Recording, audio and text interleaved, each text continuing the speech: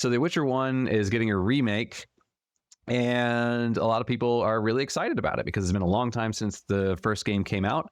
And the developers have come out and said it's not CD Projekt Red, I believe, that's doing it, but then they said that they're going to be making some changes to things that don't really work in modern times. And that has a lot of people worried. Some people are thinking, okay, they're just talking about some certain mechanics. The original Witcher game was pretty notorious for having relatively bad battle system. It wasn't that good.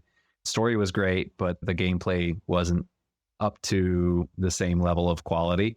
So some people are thinking when they say that they're going to be changing some things that don't hold up well, that means that there's going to be the graphics, it's going to be certain gaming mechanics, the combat system, that sort of thing.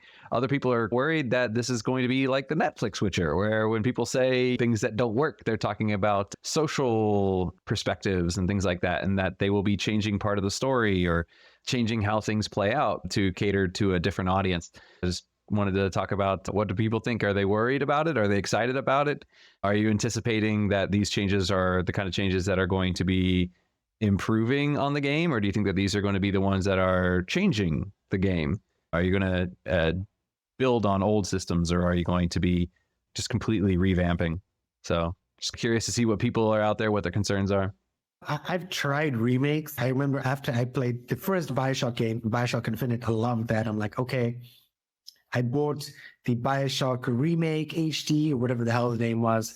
I played it. I'm like, oh my God, it's good and it looked great, but oh God, I can't handle the mechanics and the way of thinking and the difficulty back in those days. Or like, use your brain, think.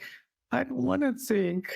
So played it for 3 hours, got to this difficult part. I'm like, screw you game, uninstall, and then moved it into my category of Steam games I will never play again. The first game, the samurai game, FPS game, I forget what it's called, that was out in the early 90s and they'd done like 3 of them. I want to say Samurai Showdown, but that's something else. Yes, fighting game. Yes, and there was another samurai game. Same thing, very cool, very fun.